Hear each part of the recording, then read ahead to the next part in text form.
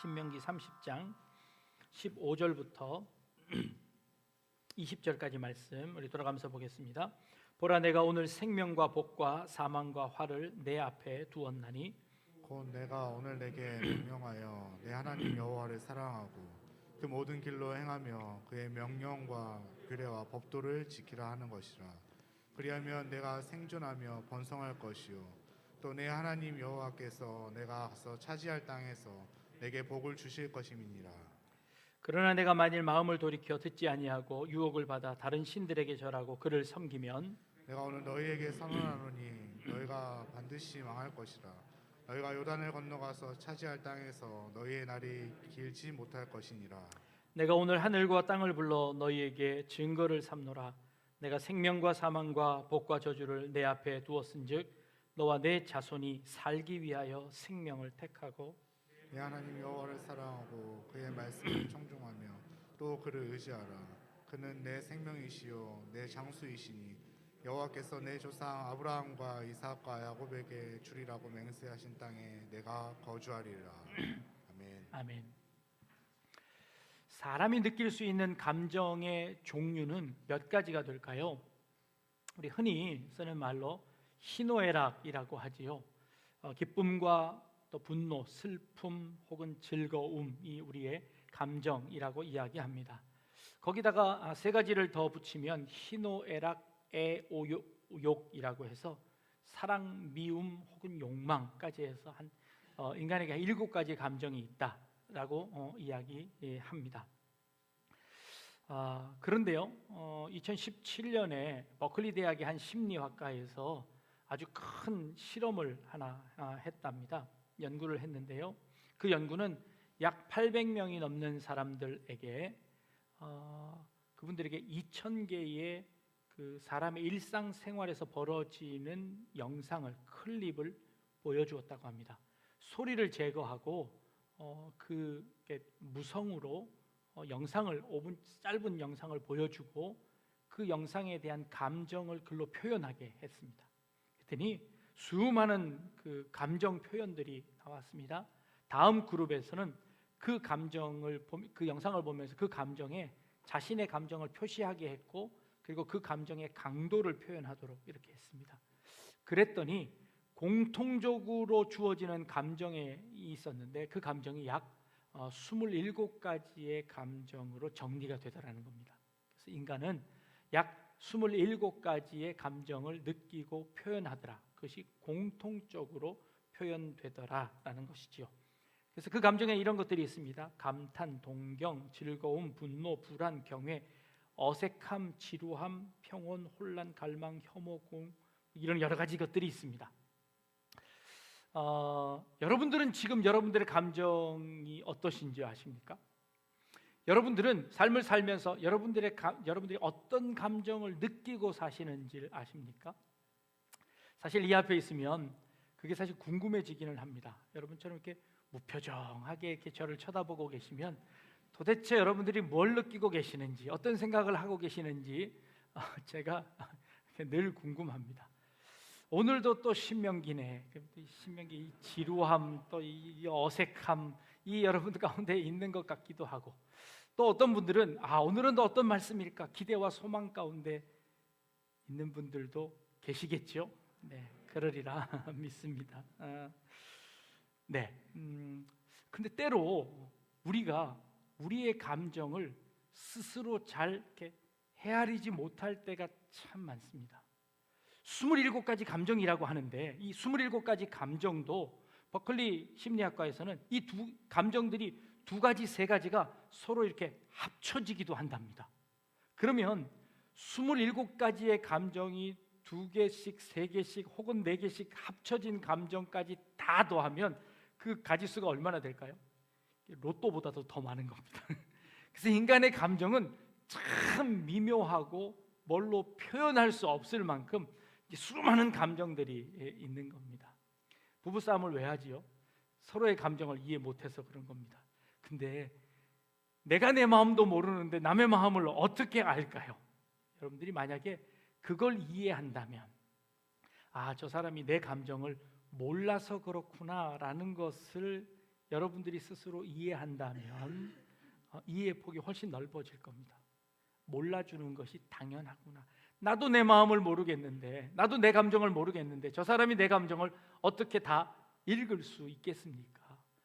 상대방이 내 마음을 모르는 것이 당연하구나라는 것을 이해한다면 오히려 더 포용력이 넓어지지 않을까, 그렇게 생각이 듭니다. 인간의 감정이 이렇게 복잡한데요, 그 인간의 감정을 담고 있는 인간의 삶은 어떨까요? 그 사람의 인생은 어떨까요? 이 세상에 수많은 사람들이 살고 있는데 한 사람도 똑같은 삶을 사는 사람은 이 땅에 없습니다. 각양각색의 삶을 살고 있습니다. 한 사람의 인생조차도 그 인생이 어떻게 변화될지는 우리도 알 수 없습니다. 정말 다양한 인생을 살아가는 모습을 보는 겁니다. 목회자로서 본의 아니게 여러 사람들의 사정을 알게 되고 들을 때가 있습니다. 제가 목회 초기에는요, 그분들에게 참 용감하게 충고를 많이 했습니다. 삶은 이렇게 살아야 합니다. 이것이 인생의 정답입니다. 이렇게 사는 것이 옳습니다. 라고 충고를 하기도 했고요. 때로는 제가 충고하진 못했지만 제 속마음으로 이렇게 판단했던 적이 많습니다.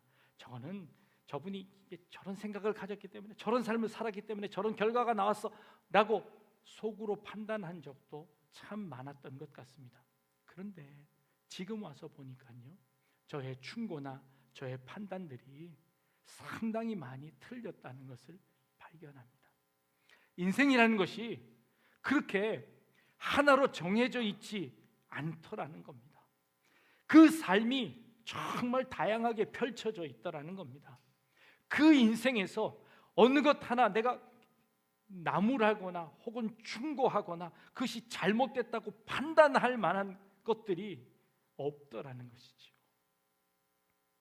제가 설교를 준비하면서 어느 기사를 보았습니다. 어떤 시설에 지적 장애 1급을 가진 30대 후반의 형제분이 계셨습니다. 근데 그 시설에 20대 후반에 역시 지적장애 1급을 가진 자매가 그 시설에 들어오게 되었답니다.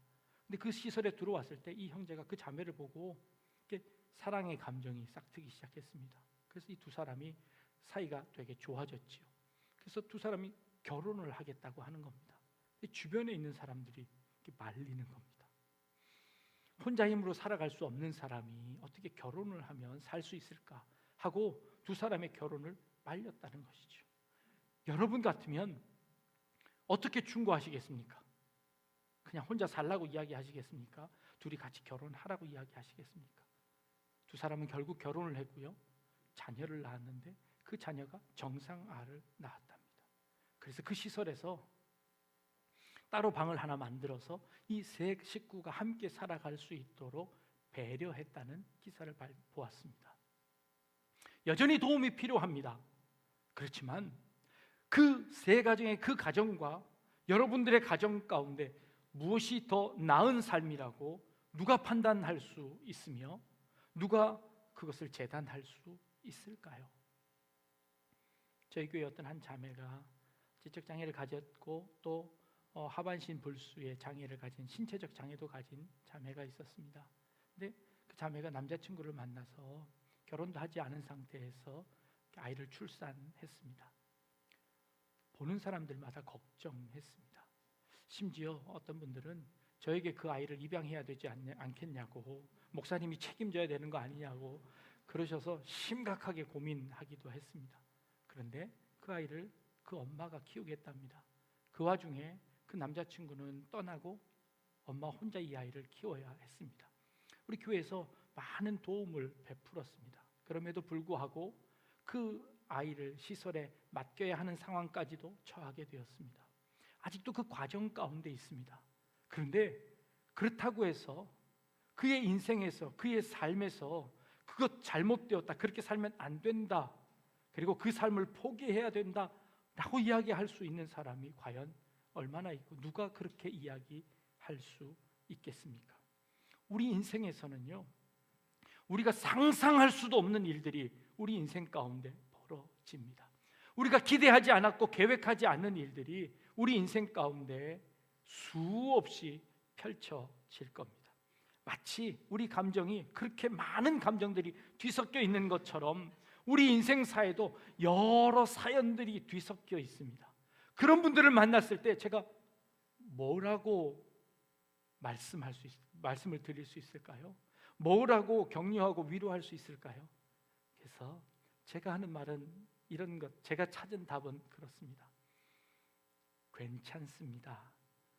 잘하셨습니다. 그리고 앞으로 다 잘 될 겁니다. 라는 말밖에는 제가 더 이상 할 수 없더라고요. 이 말이 그저 그 순간을 모면하기 위해서 무한 긍정으로 잘 될 겁니다 라고 하는 이야기가 아니라 우리 인생에서 어떤 일들이 펼쳐질지 알 수 없는 상황 속에서 하나님이 우리와 함께 하시고 하나님이 지켜주셔서 그 인생이 마지막 천국 가는 그 순간까지 어떻게 될지, 아니 하나님께서 그 모든 일들을 다 잘 이루어내실 것이라는 그 소망을 이야기하는 것 밖에는 더 이상 이야기할 수 있는 것이 없더라는 것이지요.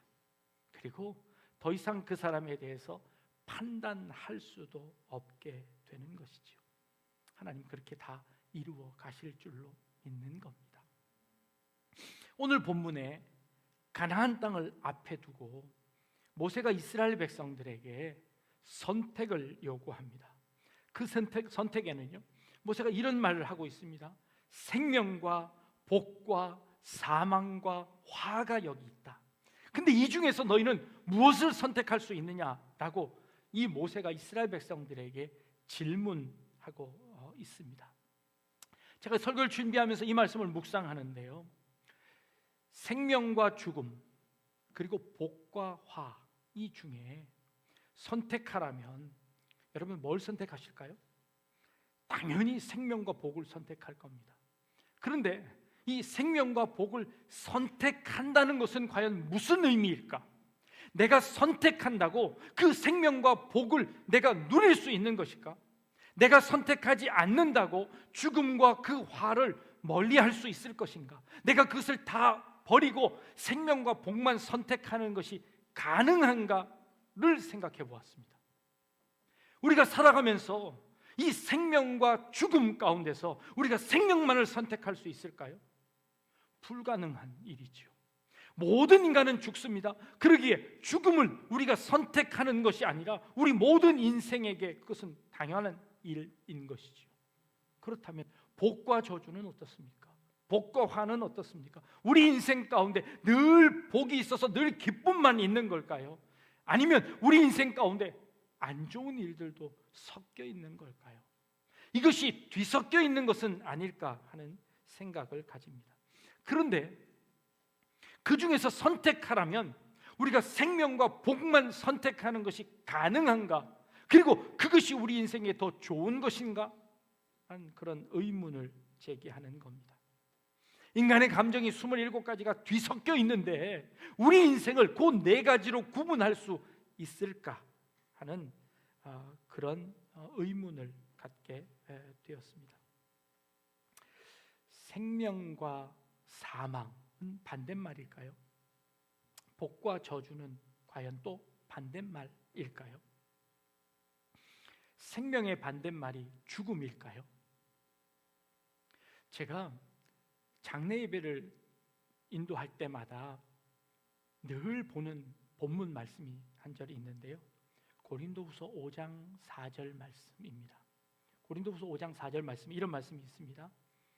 죽을 것이 생명의 삼킨 바 되게 함이라 라는 말씀이죠. 이 말을 거꾸로 뒤집으면 생명이 죽음을 삼킨다는 말입니다.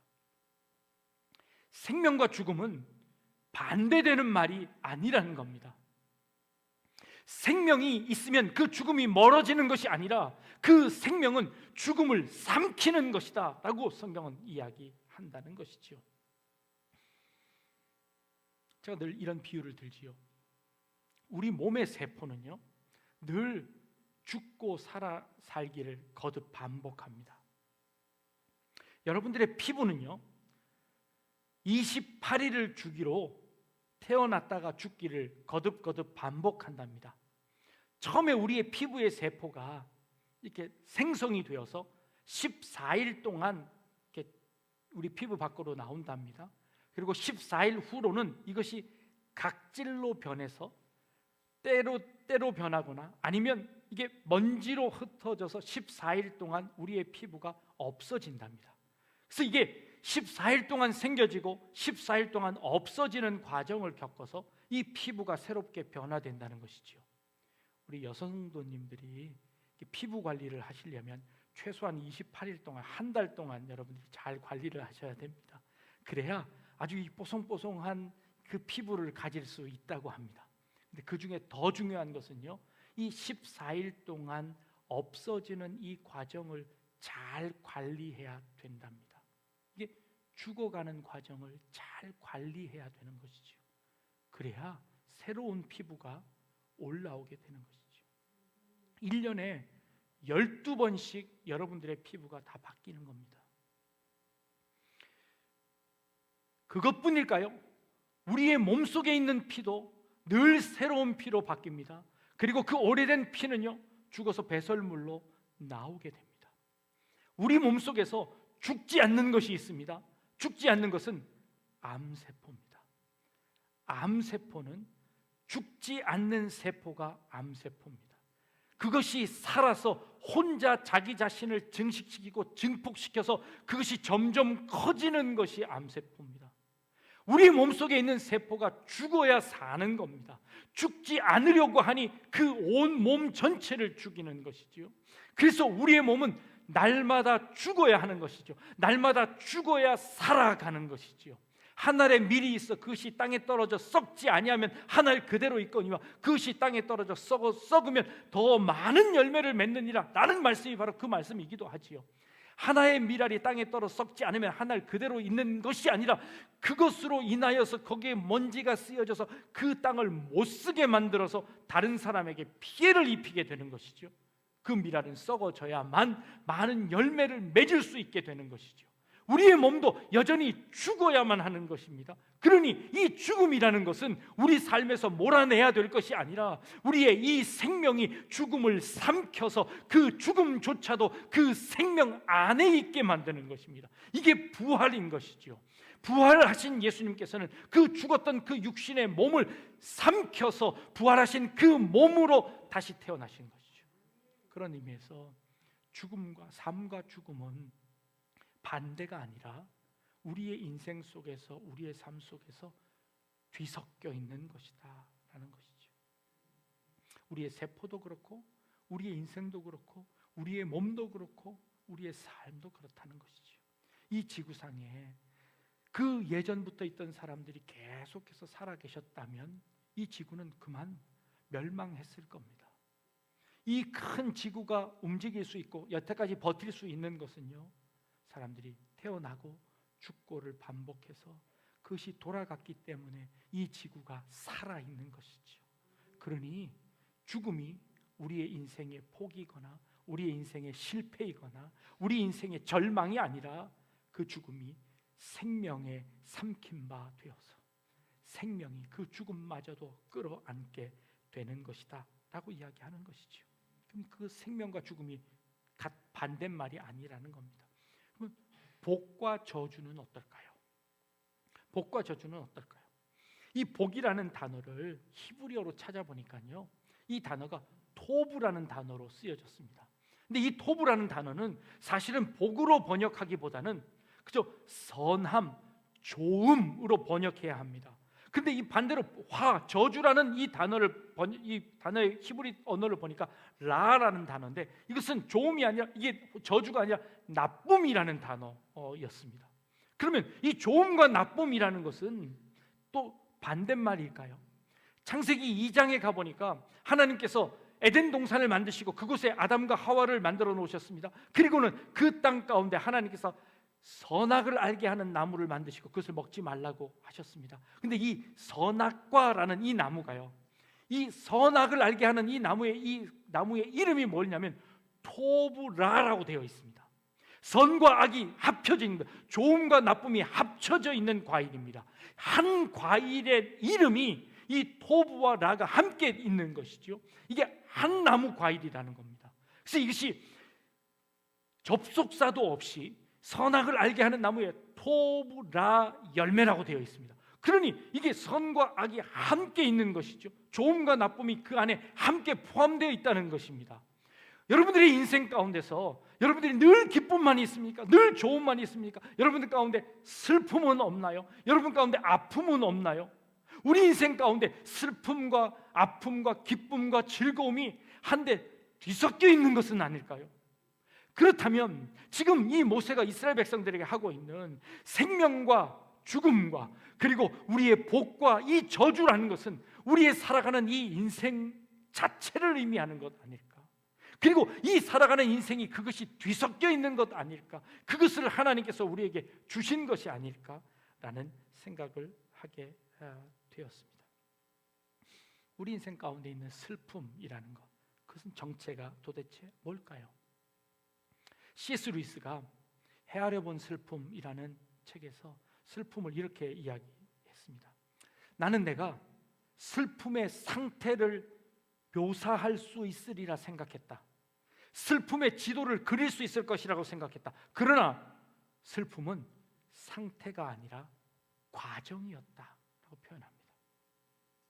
슬픔을 표현하려고 했는데, 슬픔을 정의 내려보려고 했는데, 그 슬픔은 어떤 정의 내릴 수 있는, 명사로 정의할 수 있는 어떤 상태가 아니라 그 슬픔은 인생을 살아가는 과정이었다라고 이야기하는 겁니다. 그것은 뭔가 정의 내릴 수 있는 것이 아니라 우리 인생의 삶을 살아가면서 슬픔이 있는 것이죠. 근데 그 슬픔 가운데 우리 인생이 모두 다 슬픔으로만 가득 차 있는 것이 아니라 우리 인생을 살아가면서 때로는 슬픔도 있고 때로는 기쁨도 있고 때로는 어려움도 있고 즐거움도 우리 인생 가운데 다 포함되어 있더라는 것이죠. 섹스피어는 이렇게 이야기합니다. 슬픔을 이겨내지 못한 사람은 늘 슬픔뿐이다. 슬픔을 이겨낸 사람은 그 슬픔에 빠져 있지 않다는 것이죠. 슬픔을 이겨내지 못한다면 그 슬픔이 그 과정 속에 있다는 것을 이해하지 못하고 그 과정 속에 흘려보내지 못하고 늘 슬픔을 간직하고 명사로 상태로 가지고 있다면 그것은 슬픔을 이겨내지 못한 사람이다라는 것이죠. 우리 인생은 슬픔이 있을 수 있습니다. 우리 인생에 아픔이 있을 수 있습니다. 그것은 과정에 불과한 것이죠. 우리 인생에는 삶과 죽음이 그리고 생명과 죽음이 그리고 복과 저주가 이 과정 속에서 뒤섞여 있다는 것이지요. 그런데 그 과정 속에서 그러면 뭘 선택하라는 것일까? 뭘 선택하라고 지금 모세가 이야기하고 있는 것일까? 19절 말씀에서 그 힌트를 찾았습니다. 19절 말씀에 보니까요, 모세가 또 이렇게 이야기합니다. 내가 오늘 하늘과 땅을 불러 너희에게 증거를 삼노라. 내가 생명과 사망과 복과 저주를 내 앞에 두었은즉, 반복하지요. 두었는데 너와 내 자손이 살기 위하여 생명을 택하라 라고 말하고 있습니다. 저는 이 말씀에서 해답을 찾았습니다. 우리가 선택해야 하는 것은 살기 위한 생명입니다.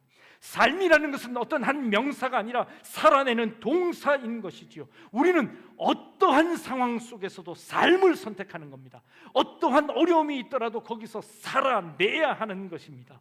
우리에게 주어진 하나님의 명령은 삶을 선택해라, 살아내라라는 것이죠.